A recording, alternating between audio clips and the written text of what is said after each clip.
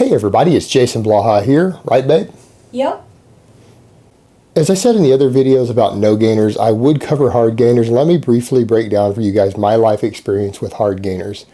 A lot of people don't want to admit this, but hard gainers are generally under eaters. Oftentimes they have a slightly higher than normal metabolism, or they're really hyperactive and fidgety, but generally they have no appetite. My most recent experience with one is another guy I know who's tried to lift weights several times over the years, doesn't gain any weight, just gets leaner, more ripped, never gains muscle, weighs about 150 pounds. His scale weight never increases when he lifts weights, even for 6 months or 9 months historically. I talk to him, he says, oh, I eat all the time, I eat tons of food, and I start talking to him about what he eats, and he's like, oh, well, I don't like this. I'm like, well, you're going to need more calories. Like, well, I eat all the time. And I asked him, what does he like to eat? And he couldn't name a single food that he likes. He could not name a single food that he enjoys eating large amounts of. I asked him, well, why don't you try eating peanut butter? No, I don't like peanut butter. I said, well, how about you try eating pasta? He goes, I don't like pasta. And I'm like, well, how about drinking orange juice? He's like, no, I don't like that either. I went down the list of stuff of about 7 or 8 different foods that maybe he could use to help gain weight. And he's like, no, I just really don't like any of those things.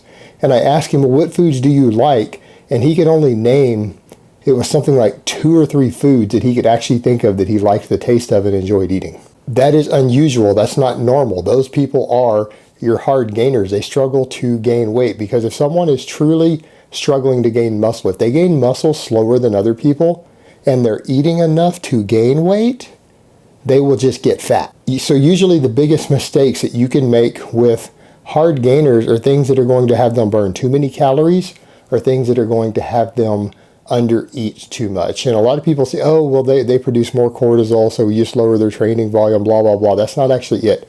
You lower their training volume because high volume isn't required to gain muscle. It can be a useful tool for gaining muscle.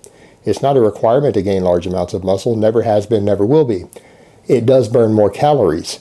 Good method to stay a little leaner, because you burn more calories. These guys can't afford it. Lower volume training. Number 2, you have to get them to find foods that they enjoy so that they can eat more.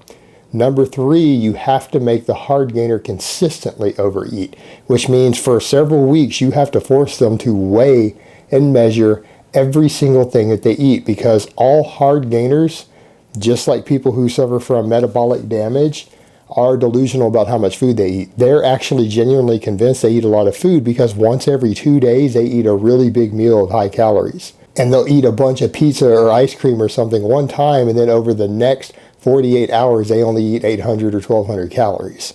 And maybe even the next day they only eat a 1500 calorie day, but they think back to that big enormous meal they had where they ate that whole pizza 3 days ago, and in their mind they eat a ton of food. They don't consistently eat enough food to gain weight. They spend more time in a calorie deficit in the days after they eat a big meal, and so they counteract it completely. So hard gainers really struggle with that. You have to force them to weigh their foods.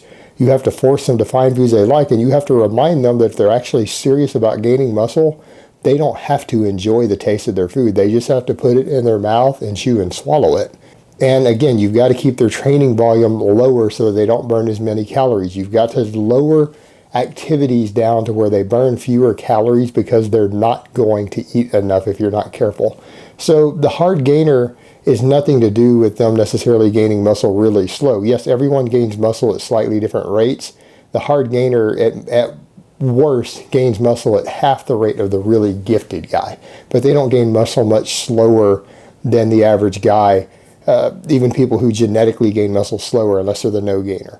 So it's not as big of a variation as people think. It is generally a lack of appetite, because if it's just metabolism, you can always eat more food. You can eat an extra 200 calories a day to compensate for a fast metabolism. Problem solved. You can also eat 200 calories less to compensate for a slow metabolism.